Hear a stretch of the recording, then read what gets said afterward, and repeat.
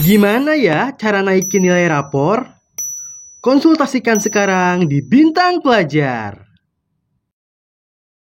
Pada video sebelumnya, kita sudah membahas karakteristik virus yang ternyata sangat berbeda dengan bakteri. Selain itu, kita juga telah mempelajari sejarah penemuan virus. Namun, apakah kalian tahu gimana bentuk-bentuk virus dan struktur tubuhnya? Lalu, gimana ya cara virus bereproduksi sehingga bisa bertambah banyak? Tonton video ini untuk mendapatkan penjelasannya.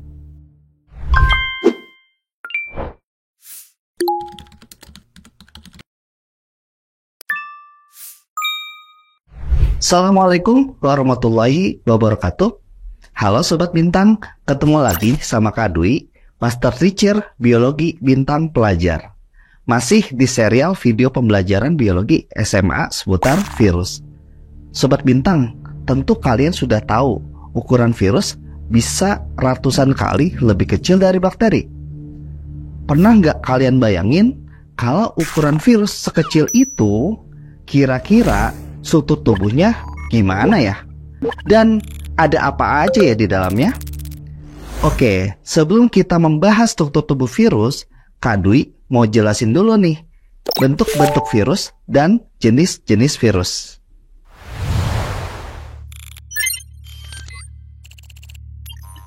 Sobat Bintang, kira-kira kalian kebayang nggak seperti apa bentuk tubuh virus itu? Pasti sebagian besar membayangkan kalau virus bentuknya bulat seperti bola, ya nggak? Nah, ternyata virus ini sangat beragam loh. Jadi nggak cuma bulat doang. Secara garis besar, ada sekitar 4 bentuk tubuh virus, yaitu pertama, virus berbentuk bola. Misalnya, virus HIV dan influenza. Yang kedua, virus berbentuk polihedral atau memiliki sisi banyak, misalnya virus adenovirus. Lalu yang ketiga, virus berbentuk batang atau silindris, misalnya virus TMV atau tobacco mosaic virus. Dan yang keempat, virus berbentuk T atau virus kompleks, misalnya virus bakteriofag T4. Sobat Bintang, selanjutnya kita bahas yuk mengenai jenis-jenis virus. Berdasarkan tipe materi genetiknya, virus dibagi menjadi 2 jenis. Yang pertama adalah virus DNA atau deoksiribovirus. Contohnya adalah virus bakteriofag T4 dan virus herpes. Yang kedua adalah virus RNA atau ribovirus. Contohnya adalah virus HIV/AIDS dan virus rabies. Selanjutnya, berdasarkan ada tidaknya selubung lemak pada tubuhnya, virus dibagi menjadi 2 macam.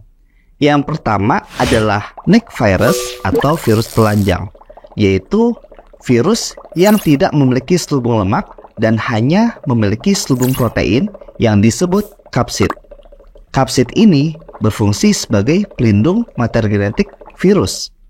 Beberapa contoh virus telanjang adalah adenovirus dan bakteriofag T4. Kemudian, yang kedua adalah envelope virus atau virus berselubung, yaitu virus yang memiliki selubung lemak sebagai pelindung tambahan selain selubung protein. Contoh virus berselubung adalah virus COVID-19 dan virus HIV/AIDS.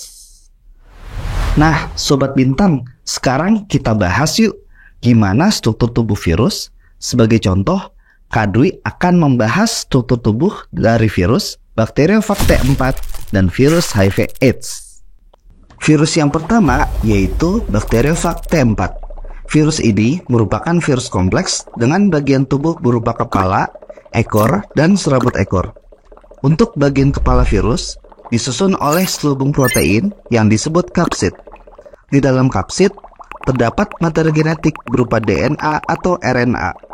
Nah, untuk bakteriofag ini memiliki materi genetik berupa DNA. Materi genetik mengandung kode genetik khusus yang berperan dalam pembentukan komponen tubuh virus. Selanjutnya, bagian ekovirus berfungsi sebagai penghubung bagian kepala dengan serabut ekor. Dan bagian terakhir adalah serabut ekor. Bagian ini berfungsi untuk melekat pada reseptor yang terdapat pada permukaan sel inang. Kemudian, virus yang kedua adalah virus HIV/AIDS. Dari bentuk bagian luarnya, virus ini tampak seperti bola bergerigi. Apabila kita amati struktur tubuhnya lebih detail, maka kita akan menemukan bahwa virus ini memiliki beberapa bagian, yaitu reseptor, selubung lemak, kapsid, materi genetik, dan enzim reverse transcriptase. Bagian yang pertama adalah reseptor.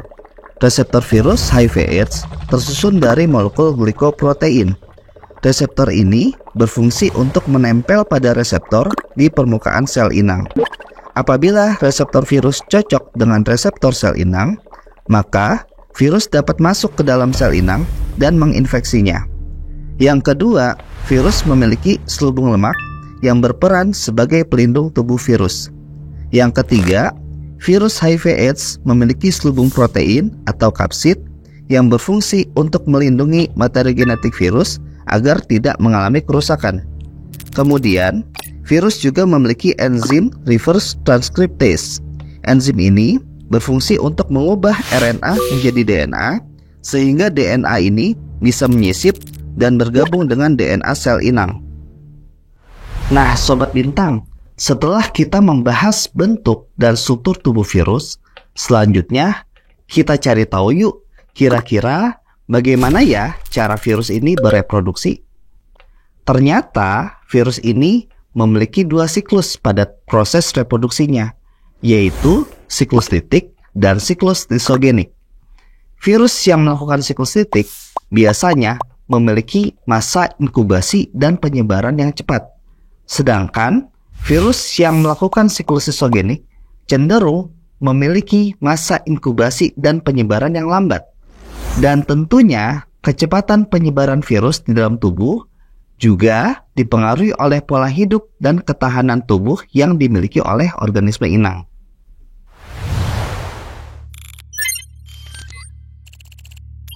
Kita akan membahas terlebih dulu mengenai siklus litik.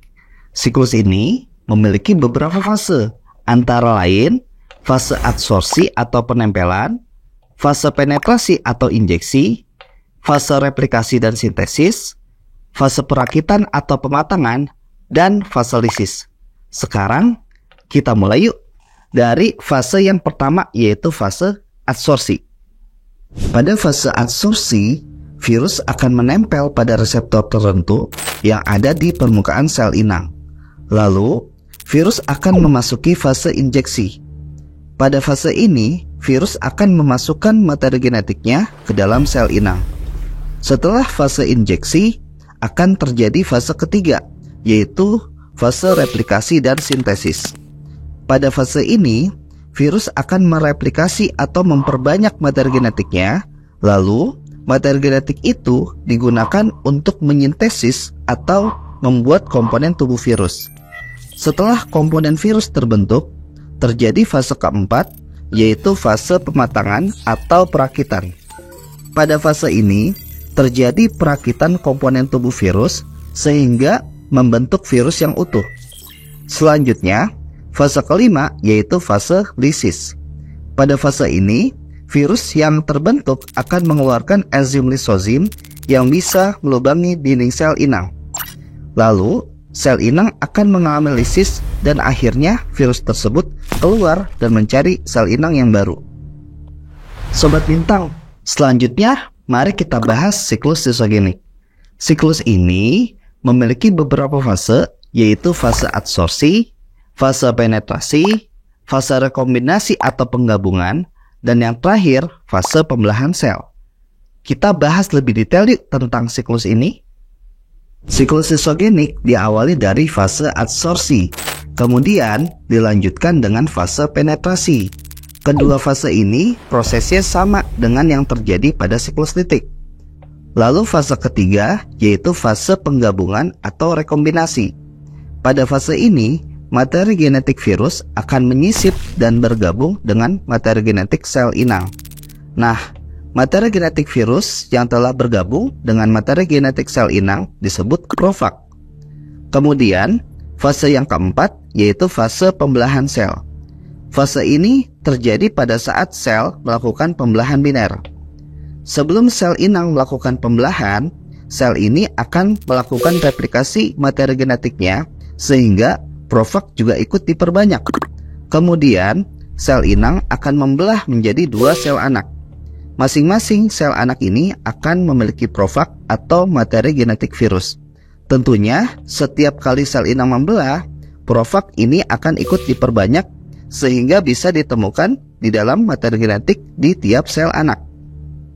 Pada kondisi tertentu, misalnya saat sistem imun organisme inang sedang lemah, profag akan melepaskan diri dari materi genetik sel inang, kemudian akan memasuki fase sintesis dan replikasi dari siklus titik. Pada fase ini, materi genetik virus diperbanyak dan komponen tubuh virus akan dibentuk. Selanjutnya, komponen tubuh virus akan disusun membentuk virus utuh pada fase perakitan. Dan terakhir, pada fase lisis, virus akan mengeluarkan lisozim untuk melubangi sel inang dan virus akan keluar mencari sel inang yang baru. Jadi kesimpulannya, siklus lisogenik ini terhubung dengan siklus litik. Oke Sobat Bintang, jadi itulah penjelasan dari Kak Dwi di video ini mengenai bentuk, struktur tubuh, dan reproduksi virus. Sampai ketemu di video selanjutnya, masih dalam serial video pembelajaran biologi SMA mengenai virus. Assalamualaikum warahmatullahi wabarakatuh.